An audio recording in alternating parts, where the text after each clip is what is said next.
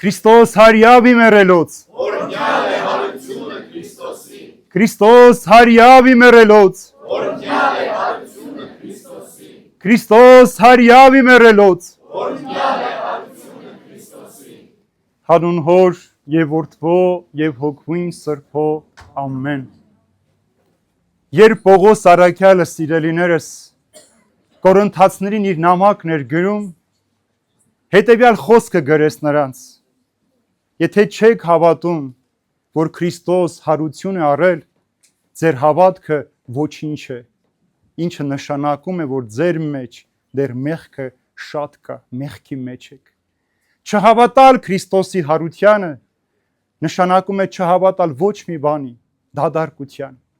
Եթե Քրիստոսի անցած ճանապարհը որ եկավ վերջակետը եղավ խաչելությունը սա Աստծո սերն էր սիրո ցուցադրումն էր մարդուն ապա հարությունը Աստծո հաղթանակն էր մեղքի հանդեպ Եթե Հիսուս պարզապես մեռներ ու հարություն չառներ ինքը կմնար միայն որպես մարգարե որպես ուսուցիչ որպես արդար մարդ որ եկավ այս աշխարհի մեջ քարոզեց մարդկանց օգնեց բժշկեց ու հեռացավ բայց երբ որ Հիսուս հարություն առավ Աստված ասաց այո ձեր մեղքերը պիտի ներեմ ձեզ եւ եթե դառնաք ինձ պիտի ներեմ եթե արյանպես կեղտոտ ու մաքուր եք ձյանպես սպիտակ պիտի դարձնեմ ձեզ ուրեմն հարությունը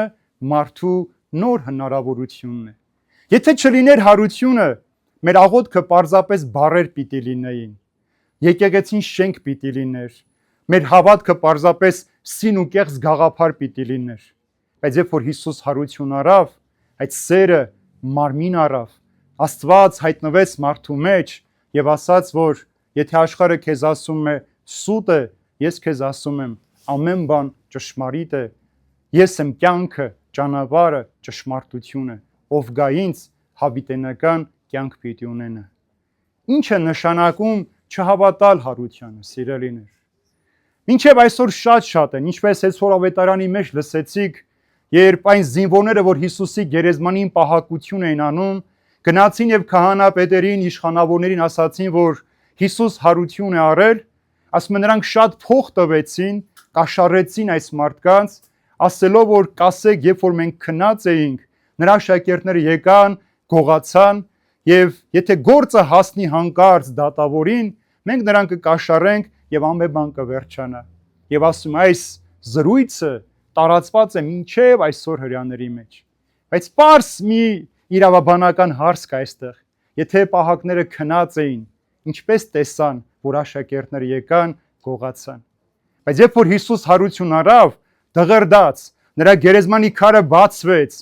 եւ նրանք սարսափահար գետին ընկան վախեցած վախից վազեցին քաղաք եւ ասեցին նրան ու մահապարտ համարեցիք մեղավոր համարեցիք հարություն առել նա ողջ է նա մեռած չէ այն ամեն ինչ որ նա ասում էր ճշմարիտ է բայց ցավոք սրտի մինչև այսօր 21-րդ դարի մարդը դեռևս կասկածներ ունի հարության մասին որովհետև հարություն ասելով մարդը միանգամից անորոշություն է հասկանում բայց հարությունը հենց կյանքն է որ խորհրդանշում է մեր մեջ մենք ծնված ենք ոչ թե ապրելու պարզապես այլ մեր ապրած կյանքի մեջ իմաստ դնելու եթե չկա հարության հույսը մեր կյանքի մեջ իմաստ չկա եթե մենք չենք հավատում որ մենք մի օր պիտի մեռնենք ու հետո հարություն առնենք մեր սերը կեղծ է սուտ է չի կարելի մահվան համար սիրել չի կարելի մեռնելու համար զավակներ ծնել չի կարելի մեռնելու համար ամեն օր պայքարել տուն կառուցել լավ ապրելու մասին երազել սուտ է ուրեմն այս ամենը Եթե չկա հարությունը, ամեն բան կեղծիք է այս կյանքի մեջ։ Մենք կոչված չենք ծնվել, ուտել, խմել, տառապել, պատերազմ, հիվանդություն, դավաճանություն, մատնություն տեսնել ու մեռնել, այլ մենք կոչված ենք ապրելու։ Պարզ նայեք այսօր մեր երիտասարդներին, մեր երիտասարդությունը ինչ է։ Շատերը ժպտում են, ժպիտ կա իրենց դեմքին, բայց իրենց ներսում պայքար կա, վախի, անորոշության, ինքնագնահատականի զգացումի, սիրված լինելու, մերժված չլինելու, նայեք ծերերին, վախ կա միայնակ մնալու, իրենց զավակները շատերը չկան, միայնակ են ապրում, բայց միայն հարության հույսով են այս մարդկանց մեջ լցված, որ դու կարող ես ապրել։ Ինչ է ասում այս աշխարհը։ Հիմա գործիր, հետո կմտածես։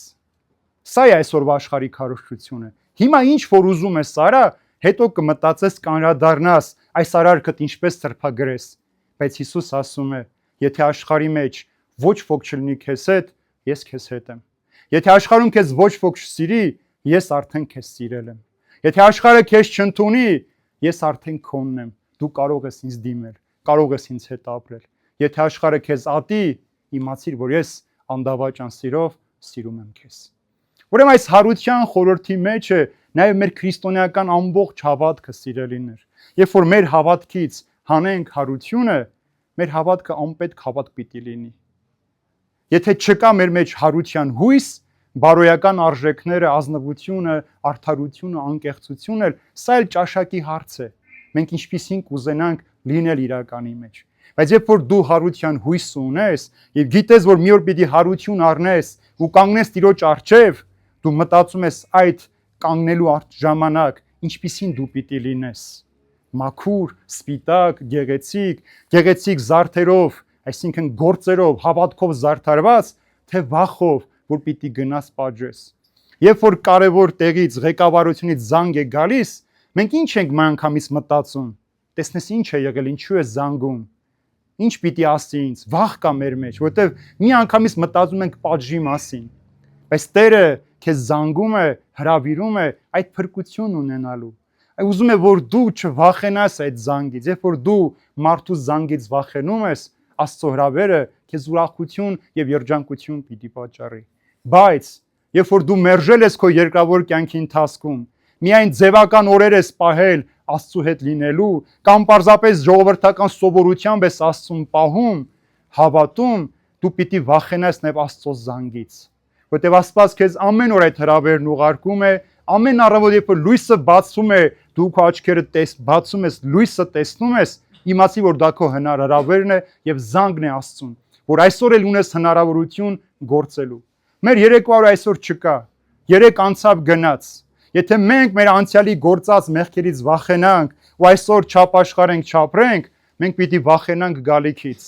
Քո անցյալի սխալները քեզ իրավունք չպիտի տա վախենալ, աղոթել, Քրիստոսին մոտենալ, ճանաչել, որովհետև հավատքը միայն նրա անունը տալը չէ, հավատքը նրա հետ ընկերություն ու բարեկամություն անել է։ Հավատքը նրա հետ ճանապարհ անցնել է, հավատքը նրան թույլ տալ քո կյանքի մեջ մտնի եւ քո կյանքը նորոգության վերածի։ Եվ ինչպես որ գարնանը բնությունն է ծաղկում, կյանք է գալիս, բացված ծաղիկներ անուշահոտություն են կզգում, այնպես էլ հարությունը հավիտենական կյանքի անուշ բույրն է բերում մեր քիմքերին, որ դու մեղքի հոտը մի շնչիր, մեղքը մի ձգտիր, այլ փորձիր հավիտենական կյանքով ապրել։ Այս աշխարհի մեջ, սիրելիներ, ամենացավալին մահը չէ,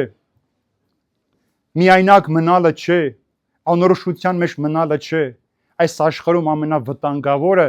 մեղքը սիրելն ու մեղքի մեջ հարատևելն է։ Երբ որ Հիսուս հարություն արավ, այդ մեղքի պարտամուրակը պատռեց եւ մարդուն ասեց, որ դու այլևս ազատ ես, որևէ մեկին այս աշխարհի մեջ պարտք չես։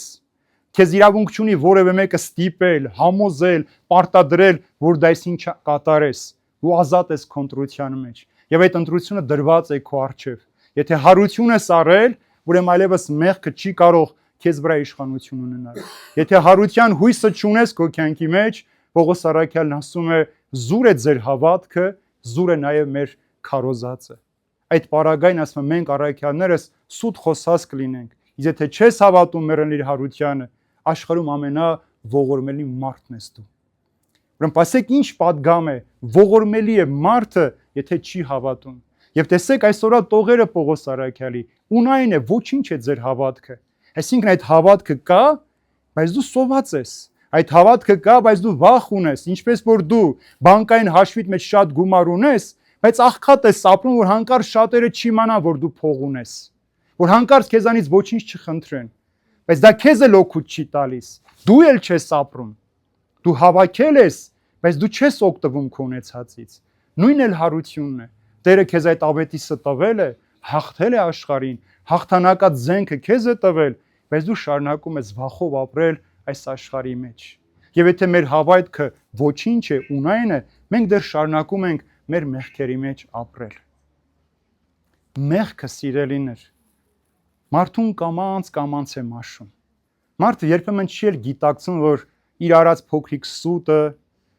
հախուց տալը իր գործից, իր հավատքից, իր նվիրումից, իր մաքրությունից, իր արդարությունից, սրանք փոքրիկ բաներ են, ոչ ոք չի տեսնի։ Այո, մարդկանցից մենք կարող ենք այս ամենը թաքցնել։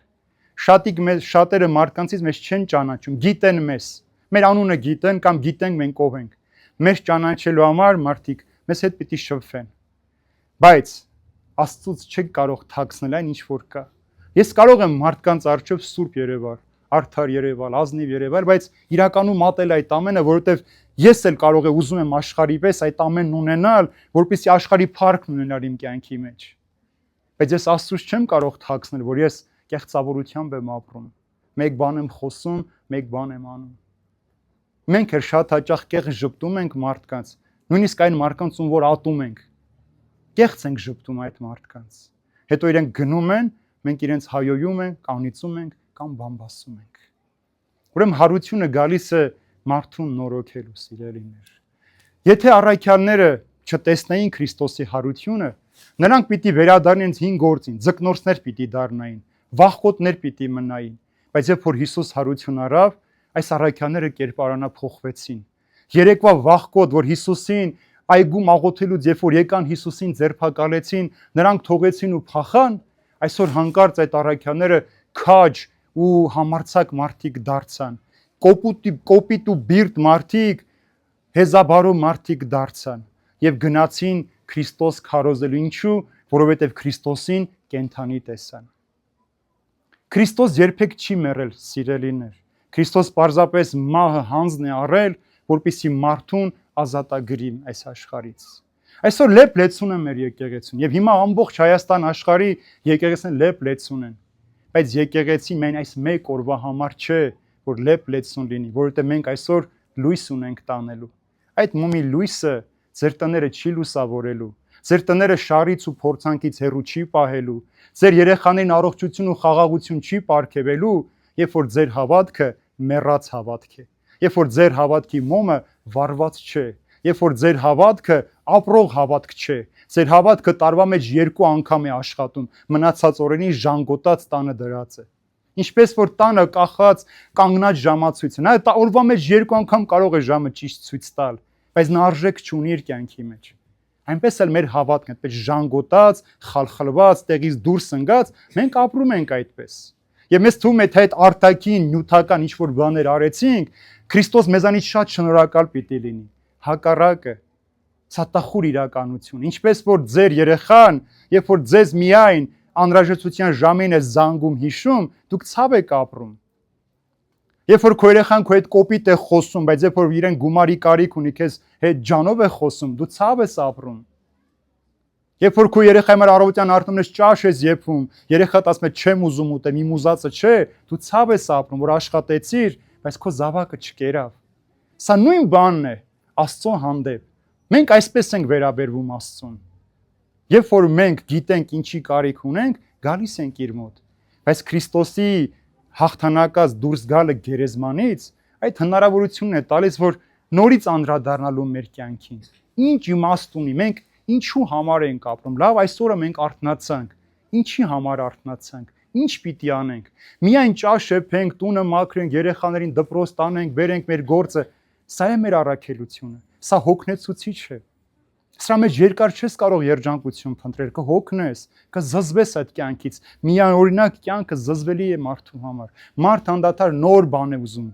Իսկ հավատքը եւ հատկապես հարության հույսը քեզ այդ նորն է տալիս, որ այնքան վեր բարձրանաս այս կենցաղային մտածողությունից, այս աշխարհային փակ, սահմանափակ շրջանակի մեջ գտնված քո վիճակից, որ բանտարկված ես ու չես հասկանում, այլ հակառակը հոգիդ բացվի, սավառնես երկնքի անսահմանության մեջ, տեզերքի մեծությունը տեսնես, ուզենաս սուզվես օվկիանոսի հատակ այնտեղի գեղեցկությունը տեսնես, եւ ոչ թե փարփակվես մի փոքրիկ սենյակի մեջ ու դու համարես թե երջանիկ ես, կեղծ ժպտաս ինքդ քեզ, թե դու երջանիկ ես ու խաղաղ ես ապրում։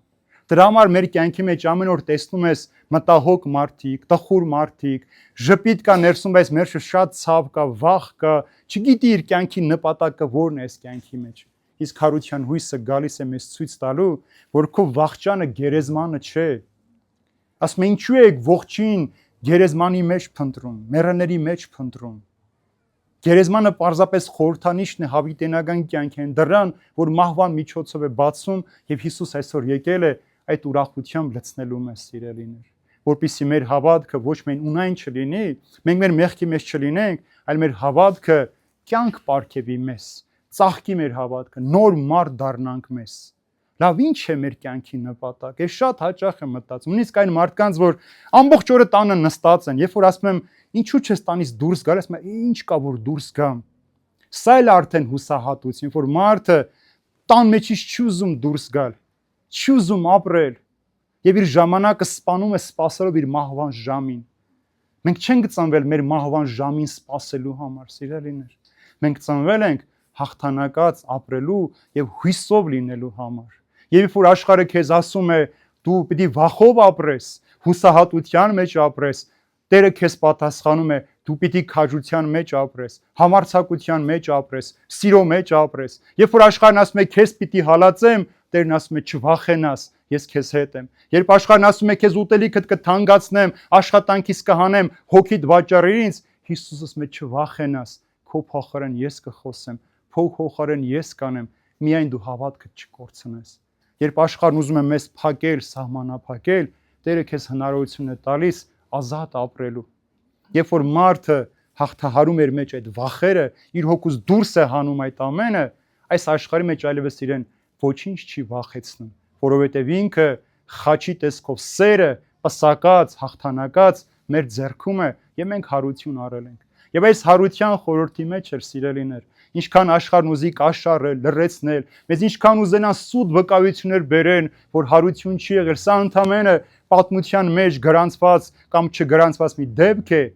բայց փաստն այն, որ 12 հոգի առաքյալներ այդ կյանքի համար նահատակվել են։ Մեզ են բերել այդ լույսը, ինչպես Հովհաննես առաքյալն ասում, մենք տեսանք, զգացինք, շոշափեցինք, ապրեցինք, դա ենք վկայում, բայց դու շարունակում եք կասկածել ու վախով ապրել։ Ես մեծ ցավ եմ ապրում, եւ շատերը այստեղ հիմա կանգնած են, սպասում են թե երբ ես պիտի վերջացնեմ, որ մոմը վառեն տուն գնան։ Սա ամենասարսափելի բանն է, սիրելիներ։ Մենք մոմի համար այստեղ չենք աղոթում։ Մենք մոմով երջանիկ չենք դառնում։ Մենք այդ մոմով մեր կյանքը չենք արժևորում։ Սա վատ իրականություն է մեր կյանքի մեջ։ Մի պահ անդրադարձեք, ինչ տվեցիք այսօր եւ ինչ պիտի տանեք ձեր տուն հիմա ձեզ հետ։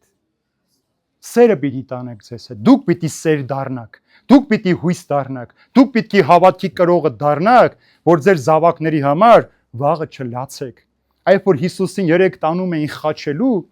Երուսաղեմի կանայք լացում էին։ Երբ որ Հիսուս ցած ընկավ, նրանք մոտեցան, Հիսուս ասում է. Երուսաղեմի դուստրեր, ինձ վրա լաց մի եղեք, ձեր զավակները լաց եղեք։ Ձեր զավակների, ովքեր կարող են մեղքի պատճառով կորստյան մատնել։ Երբ որ դուք այսօր ձեր զավակներին սուրբ գրքից չխոսեցիք, Աստծո մասին չպատմեցիք, վաղը ստիպած եք լինել Աստծուն խնդրել ձեր զավակների համար, որ նրանց մեղավոր կյանքը հանկարծ դառը մահվամ չվերջանա։ Երբ որ նրանց մեջ հույսը չդրեցիք, որ այս աշխարհով միայն չսահմանափակվեն, այլ վերև ավելի բարձրը տեսնեն, դուք էլ ձեր սպիտակած մազերի մեջ ցավի տխրության օրեր պիտի ապրեք։ Իսկ Հիսուս գալիս է ասել, որ այդ ամենը ինձանով կարող եք հաղթահարել, եւ հարությունը գալիս է ձեզ նոր կյանք բերելու։ Եվ ամեն օր աղոթեք ասելով. Տեր Հիսուս, քո խաչի վրա թափված արյամբ, որ մաքրեցիր մեր մեղքերը, մեր արցունքները խառնիր քո արյան հետ, սրբիր մեզ, եւ մենք խոստանում ենք նոր մարդ դառնալու, նորովի ապրելու, նորովի քեզ ճանաչելու, զգալու, քեզ մեր տուն հրավիրելու։ Հիսուս ամեն օր մեր տան դռները թակում է, սիրելիներ, բայց դուք պիտի ներսից բացեք, որ Հիսուս գա եւ ձեր մեջ ապրի։ Եվ ինչպես որ առաքյալները վերնատան մեջ հավաքված Հիսուս եկան, մի բառ ասաց՝ խաղաղություն։ Եվ այդ խաղաղությունը կգա թե ձեր կյանքերի մեջ, թե ձեր ընտանիքների մեջ, թե մեր կյանքի մեջ, եւ մենք ունենանք այլ հասարակություն, այլ մարդիկ, որ միայն արտաքին կեց խապկանքներով չեն ապրում այս աշխարհի մեջ, այլ իրականության մեջ հավատում ու փնտրում են Հիսուսին, եւ ինչպես որ Պետրոսն ու Հովանեսը լսեցին ու վազելով գնացին գերեզման ու տեսան այդ ավետիսը, այնպես էլ մենք